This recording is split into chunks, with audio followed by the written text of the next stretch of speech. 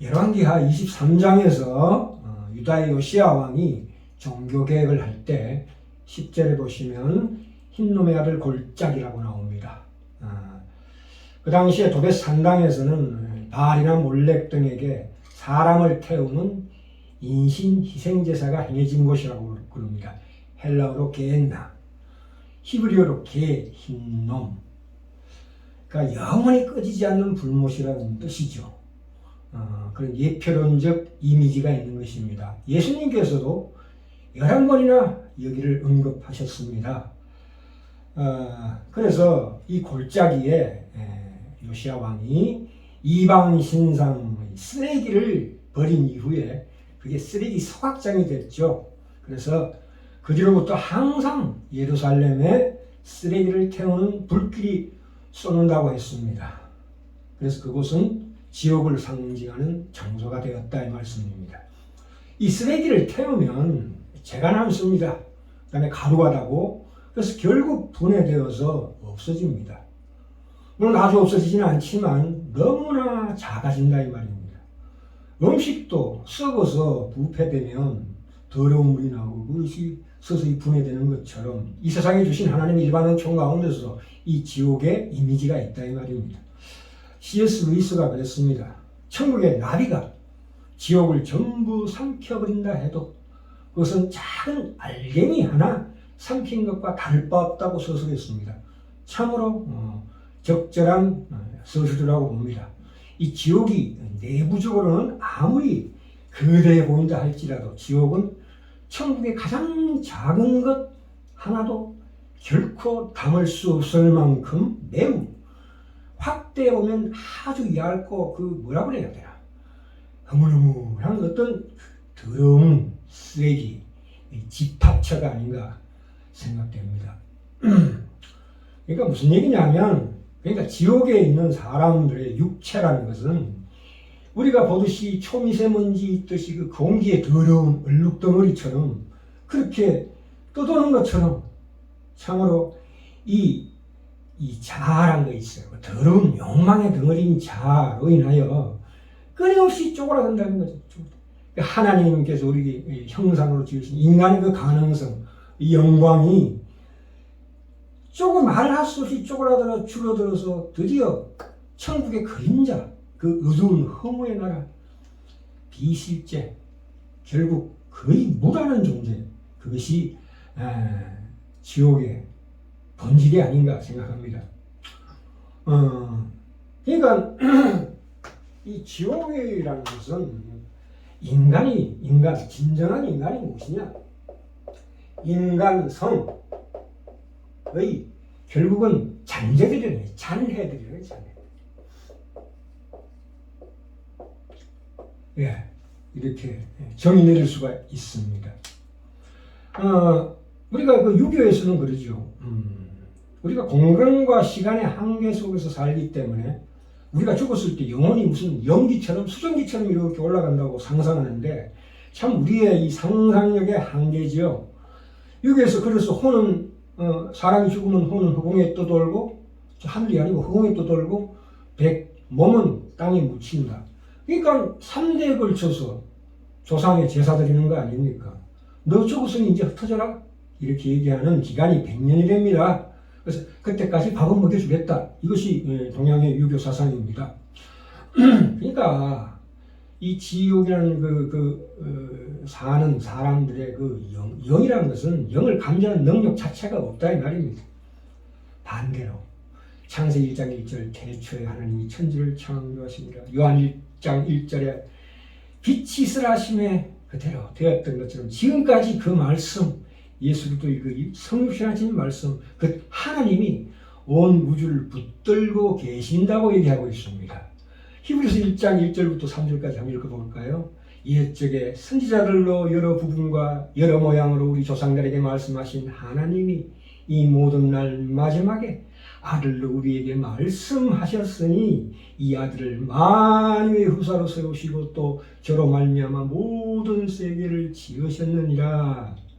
이는 하나님의 영광의 광채시요 그 본체의 형상이시라. 그의 능력의 말씀으로 만물을 붙드시며 죄를 정결케 하는 일을 하시고 높은 곳에 계신 위엄의 우편에 앉으셨느니라 이렇게 말씀하고 있습니다. 그러시다가 언제?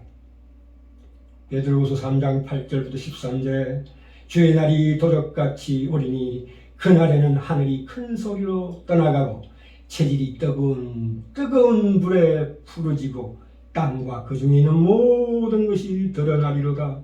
이 모든 것이 이렇게 풀어지리니 너희가 어떠한 사람이 되어야 마땅하뇨 이렇게 묻고 계십니다. 그러므로 거룩한 행실과 경건함으로 하나님의 날이 임하기를 바라보고 간절히 사모하라. 다시 반복합니다. 그날에는 하늘의 불이 타서 풀어지고 체질이 뜨거운 불에 녹아지려니와 우리는 그 약속대로 의에 거하는 바 새 하늘과 새 땅을 바라보도다. 참 이 천국이라는 것은 우주에서 유일하게 실제적인 장소입니다. 빅뱅이나 이 우주가 다 하나님 없어진다 할지라도 이 천국은 유일하게 그 영광의 광채나게 넓은 천국이 펼쳐진다고 합니다. 그러니까 우리가 보는 이 우주는 천국에 비하면 마치 거실의 그 조망과 같다 이 뜻입니다. 그 넓은 외부의 세계 그 모든 것들이 천국처럼 느껴질 것이다. 우리가 인간이 죽으면 영혼이 떠나면 육신은 속습니다. 근데 희한한 게 예수 믿는 사람은 어떻게 됩니까? 하늘이 미랄이 됩니다. 우리가 씨를 땅에 묻고 땅에 파묻어버리고 물을 준다는 것은 씨를 썩히는 거예요. 그럼 어떻게 됩니까? 나중에 세상이 좋습니다. 이 무슨 얘기입니까? 영혼은 천국에서 우리 불멸의 육신으로 되살아난다 이 말입니다. 하나님은 자연의 창조 속에 결코 갇히지 않으시는 분이십니다. 그는 자신이 만든 것보다 훨씬 말할 수 없이 크신 분입니다. 그래서 하나님은 다시 모든 것을 새롭게 만드실 수 있습니다. 우리 예수님은요, 육신이 썩지 않으시고 항상 변화된 육신으로 나타나셨습니다. 그렇죠? 그래서 그것이 우리에게 주는 큰 교훈입니다. 자, 그러므로 천국에 있는 사람들의 그 영혼은 참으로 강하고 견고합니다. 우리가 이것을 사모해야 합니다. 그렇죠? 성경은 고린도전서 2장 9절에 하나님이 자기를 사랑하는 자들 위하여 예비하신 모든 것은 눈으로 보지 못하고 귀로 듣지 못하고 사람의 마음으로 생각하지도 못했던 것 같으니라 이렇게 말씀하고 계십니다. 우리가 예전론을 공부하면서 이제 결국은 이러한 결론에 이르게 됩니다. 이 우주에는 하나님 만드신 이 우주에는 중립적인 구역이 결코 없다는 진리를 이렇게 가르쳐주고 있습니다. 이것은 우리의 선택에 따라 우리 세상의 경험 속에서 우리 스스로가 날마다 매 순간 천국 아니면 지옥을 선택할 수 있다는 진리를 가르쳐주고 있습니다. 우리는 매 순간 천국 아니면 지옥에 걸맞는 인간이 되어가고야만 한다 이 뜻입니다. 우리는 천국, 결국에는 우리의 소망은 천국 이외에는 어떤 다른 운명을 생각할 필요가 없는 우리야말로 하나님의 그리스도의 영이 충만한 강하고 견고한 영혼을 가지도록 우리가 하나님의 진리의 말씀으로 노력해야 합니다. 그리하면 세상의 모든 고통 가운데서도 천국의 특징인 많은 기쁨을 누릴 것입니다. 대원칙이 있습니다. 신앙인들의 가장 중요한 핵심인 대원칙이 뭡니까? 나를 내 인생의 중심에서 끌어내리고 우리 자신을 예수님께 드릴수록 더 온전하게 된다는 역설이 존재하는 것입니다. 다시 말씀드립니다. 우리 신앙의 핵심 대원칙이 무엇입니까? 살기 위해서는 우리 자아가 죽어야 한다. 내가 죽어야 한다 이 말입니다. 물론 현실적으로 이렇게 사라지지 않습니다. 좀 이따 말씀드리기로 하고요. 이런 우리가 가지고 있는 모든 욕망의 근원, 자아의 밑바닥에 있는 모든 욕망 비록 감춰져 있다 할지라도 이 모든 욕망의 근원은 천국입니다. 우리 모든 욕망을 하나님께 드릴 때, 우리 모든 욕망을 하나님께 드리고자 노력할 때, 하나님은 우리 모든 욕망의 창조자이십니다. 그 쾌락의 창조자이십니다. 그 근원이십니다. 그분이 우리의 욕망을 다시 새롭게 해서 돌려주실 것입니다. 더 깊은 곳으로 채워주실 것입니다. 우리는 그래서 하나님의 은혜의 도구도 되게 하실 것입니다. 이 믿음이라는 것은 믿음에 항상 뭐가 붙어 다니냐 하면 순종이 붙어 다닙니다. 믿음이란 게 무엇입니까? 믿음은 믿음을 주시는, 베풀어 주시는 분, 그분이 주체예요. 그분이 우리의 믿음의 대상이시라고요. 하나님께 믿음과 순종은 함께 붙어 다닙니다. 당연하지요. 하나님이 어떤 분이신가? 하나님이 어떤 걸 기뻐하시는가를 우리가 바라봐야 합니다. 그것이 믿음입니다. 하나님이 기뻐하시는 걸 기뻐하고 하나님이 싫어하시는 것을 싫어하게 되어야 합니다.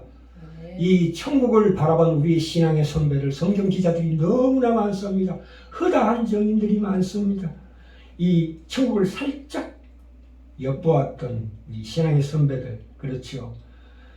하나님의 그 선하심과 거룩함과 영광이 너무나 압도적이라서 그것을 보자마자 죽을 수밖에 없었다고 고백하고 있습니다. 출애굽기 33장 18절에서 23절에 모세는 하나님의 얼굴을 보기를 원했습니다만 반석에 있어서 하나님께서 그 위에 손을 덮으셨다가 손을 거두신 후에 오직 그의 등만 보았다고 나와 있습니다.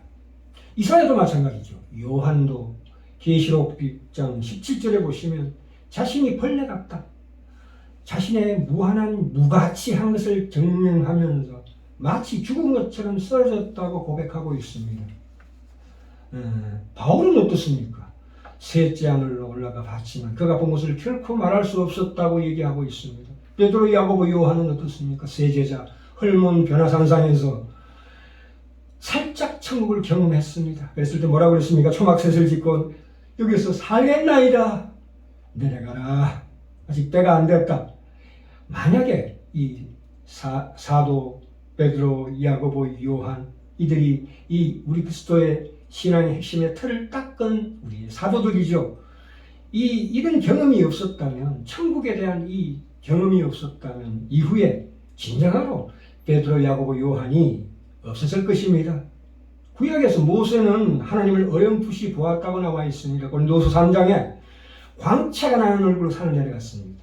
그런데 모세는 알았어요. 이것이 곧 사라질 광채다, 예수님 오실 때까지. 그래서 수건을 덮었습니다. 고린도서 3장에 정확하게 나와 있습니다. 엘리사는 어떻습니까? 눈이 열려서 열왕기하 6장에서 아람 군대보다 더 엄청나게 많은 그 주변에 정렬된 불병거와 천사의 군대를 보았다고 서술하고 있습니다.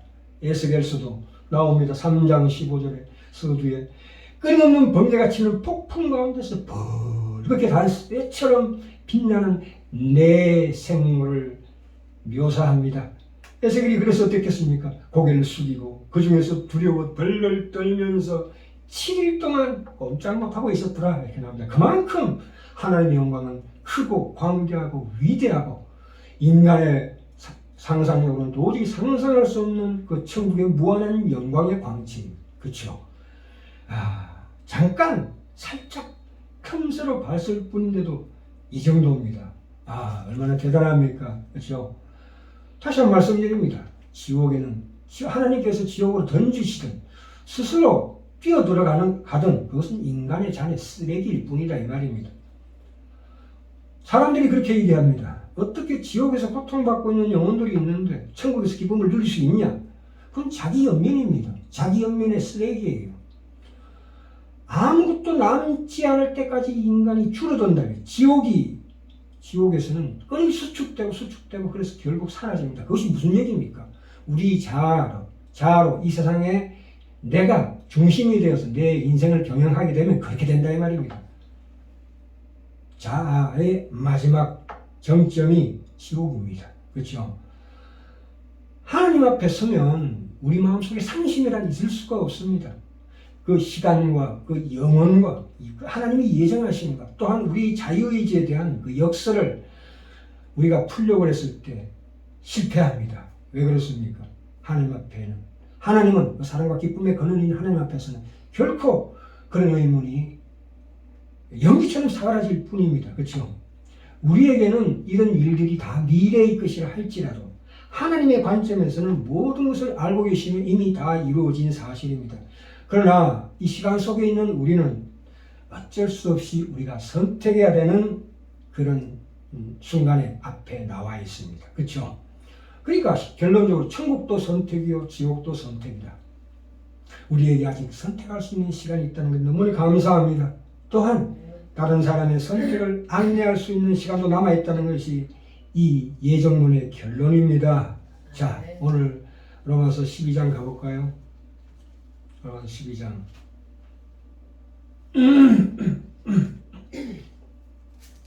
그러므로 형제들아 내가 하나님과 하나님의 모든 자비하심으로 너희를 권하노니 너희 몸을 하나님이 기뻐하시는 거룩한 산제사로 드리라. 이는 너희들 영적 예배니라. 너희는 이 세대를 본받지 말고 오직 마음을 새롭게 함으로 변화를 받아 하나님의 선하시고 기뻐하시고 온전하신 뜻이 무엇인지 분별하도록 하라. 그렇죠? 살기 위해서는 자아가 죽어야 한다. 이 하나님께 나의 몸을 바쳐야 한다는 말씀입니다. 참 이게 얼마나 귀한 말씀이십니까? 하나님께서 우리에게 요구하시는 것은 영적 예배입니다. 우리 몸으로 예배를 드리라는 거지요. 실제로 우리 자신을 바치라는 겁니다. 실제로 우리 말, 진심 이런 것이 아니라 실제로 우리 몸을 바치는 것입니다. 우리를 하나님께 바친다. 라는 것은 무엇입니까? 마태복음 16장 24절에 아까도 말씀드렸지만 아무든지 나를 따르려거든 나를 자기를 부인하고 자기 십자가를 지고 나를 쫓을 것이니라. 그렇죠? 우리가 이 재물이라는 것은 내가 하나님의 재물로 바쳐진다는 것은 그 소유의 권리가 바쳐진 대상 하나님께 있다는 것입니다. 우리 주권을 하나님께 드린다는 거예요. 그리고 우리가 하나님께 바친다는 것은 우리 주권을 드린다는 것인데 더 이상 우리 존재와 우리의 결정과 우리 인생이 우리 손안에 있지 않다. 이런 고백입니다. 자식이나 부모나 형제들은 십자가가 아닙니다. 짐입니다. 내가 마땅히 지고 가야 할 짐입니다. 십자가라는 것은 자신이 죽는 자리를 얘기하는 것입니다. 신자가 된 자가 가장 제일 먼저 가져야 되는 원칙, 내 원칙은 자기를 부인하고 자기 십자가를 지는 일입니다. 내가 나의 인생의 주인이 아니라 이 말입니다. 하나님께 순종하기로 작정하는 것입니다. 그렇다고 해서 우리가 그냥 무슨 말처럼 곱비 걸린 말처럼 이렇게 끌려다니는 것이 아닙니다. 결국 따라오느냐 안 따라오느냐는 네가 선택해라 이 말씀입니다. 그것이 우리에게 이 하나님이 주신 이 기막힌 운명의 선택권이 우리에게 주어져 있습니다. 살아있는 재물이에요. 우리는 기쁨으로 자발적으로 순종하기를 원하십니다. 곱비에 매여서 가라는 대로 갈 수밖에 없는 말이나 소가 아닙니다. 그런 물건이 아니고 짐승이 아닙니다. 우리는 살아있는 사람들입니다. 우리 책임을 요구하고 있고 우리 선택을 요구하고 있습니다. 그러나 내가 이 산제사로 드려지는 영적 예배의 그 과정에는 결코 승리로 연결되지 않습니다. 실패합니다. 왜요? 로마서 5장에 나오지요. 환난은 인내를, 인내는 나는 소망을 이루는 줄 알미로다. 환난이라는 게 무엇입니까? 그 하나님의 지극하신 사랑의 뜻과 우리의 세상적인 이해의 차원이 서로 충돌하는 거 아니겠어요? 그것이 환난으로 나타나는 것입니다. 그래서 어떻게 됩니까? 내가 산제사로 하나님께 바쳐질 때 실패합니다. 승리하지 못합니다. 성공하지 못합니다. 아무 보상이 없습니다. 실패하고 또 실패하고 또 실패합니다. 그래서 마태복음에 나오죠. 심령이 가난해지고 통해지는 거랍니다. 그러므로 그 속에서 예수 그리스도의 그 십자가를 채우라는 과정을 우리에게 하나님께서 허락하시는 것입니다. 심령이 가난해지고 애통해지는 것이 천국 시민 된 증거입니다. 그것을 영적 예배라고 합니다. 그렇죠?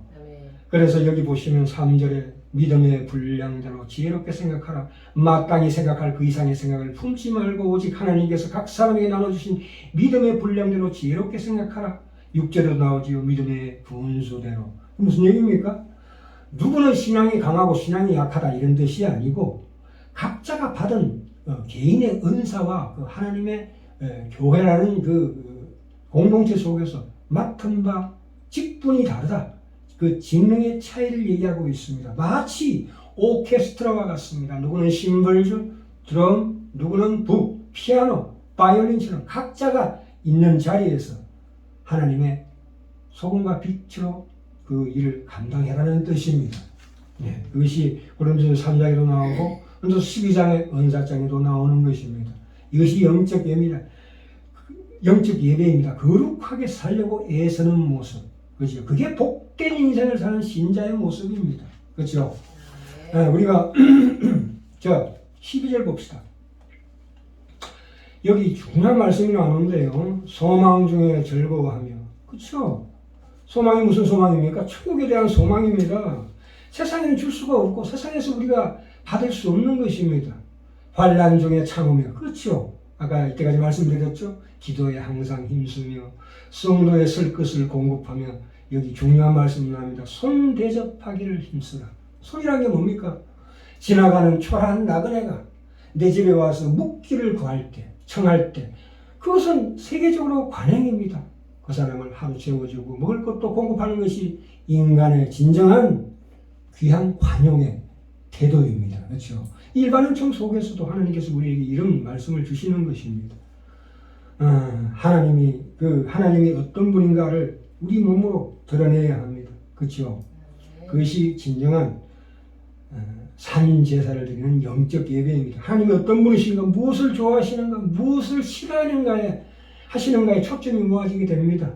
그래서 우리는 하나님을 알아야 되고 하나님께서 우리에게 무엇을 약속하셨는가를 분명히 알아야 합니다. 의인은 믿음으로 산다고 그랬습니다. 믿음으로 산다는 것은 우리에게 허락하신 모든 보상이 내세적이다 이 말입니다. 내세적이다.